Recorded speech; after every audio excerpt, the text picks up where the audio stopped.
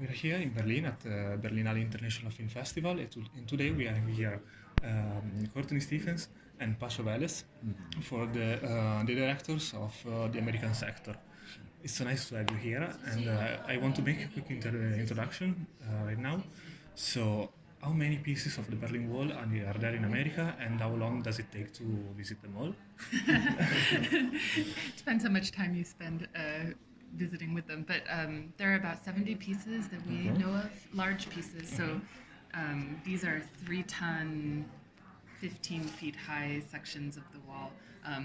The amount of small fragments of the wall probably numbers around 1 million, from what we can tell. Do you have any idea of how long would the wall be if you could put all the pieces together? Thought about that. A few football fields. Yeah, a few football fields. Oh, okay. And why did you choose to focus so much on the Berlin Wall? Well, so it grew out of an interest in the Cold War and another project I've been doing about Reagan and Reagan and Gorbachev.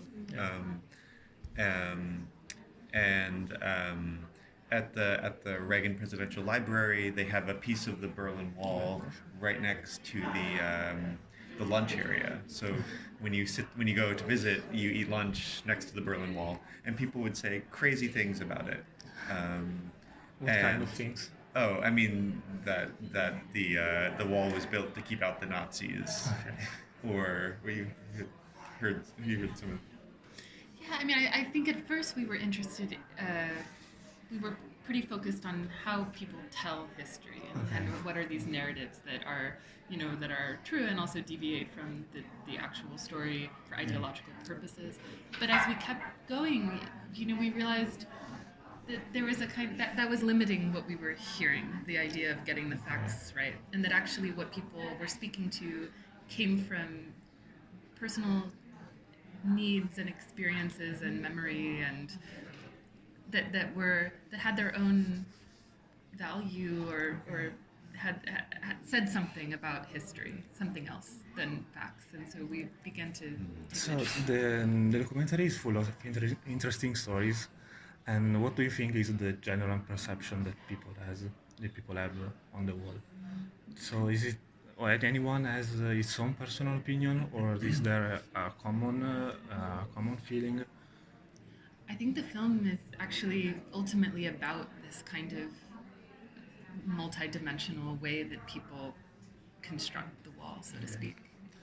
Yeah, and so it's, for us, it's sort of about the number of different ways that people can interpret it. That it's not one story, but it's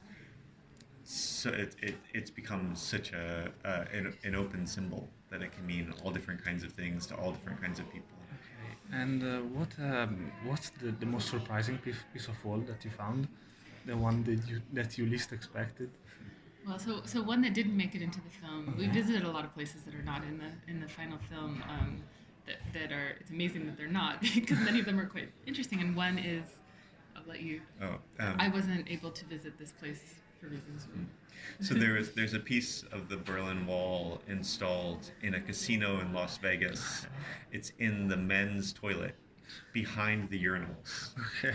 So that you can go, and after playing blackjack, you can symbolically, literally urinate on the Berlin Wall. And do you think that gives a smaller value that Sure. I mean, there is this. It's a vulgar gesture, right? But this idea that it's a hated object versus just a revered object, that both were in play in America. This idea that when people say it symbolizes freedom, which a lot of people make this claim in the film, it's sort of as a negative object, right? But we saw it installed as something that was put behind glass and really treated as a precious object, and we also saw it in situations like this. Yeah. Okay, and do you have another interesting story that didn't make it into the movie? Oh, so many. I guess that so many. Do you have one in particular?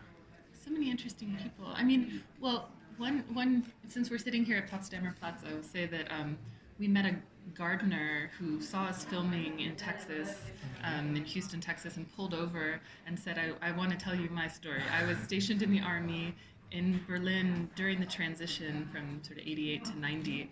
And in 1990, Roger Waters played live here in Potsdamer Platz, which was empty, didn't have all of this, the entire Wall album live with a huge constructed false wall to about like 200,000 people.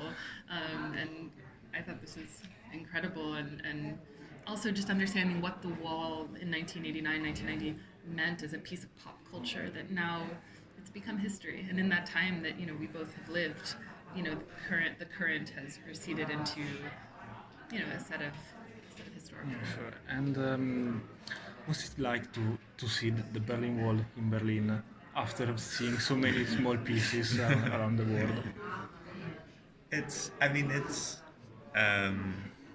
First of all, have you ever been in Berlin before? This is our first Been time. in Germany. Yeah. I think it's funny to be here in Berlin because there are so many pieces. We turn a corner, and there's another piece of the Berlin Wall, and so they have so much of it. It's so easy to find the pieces. In the U.S., it was kind of like a treasure hunt to visit each of these sites, and it took sometimes days of driving to go see one piece of the wall in some funny little place. But it's very humbling, and it's made very real in a way that we knew it would when we came, and we hoped to show the film here at the Berlinale. Always was our dream, but we always hoped to show it in Germany, of course, and not knowing what people would think of our film, but also not knowing how it would feel to really be in the city and drive, and people tell us, okay, now we're crossing from east to west, and the wall ran here, and that the reality of that is something very different than a set of ideas. Okay, thank you very much, guys. Yeah. It was a pleasure. Thank you, Francesco. Thank you so much.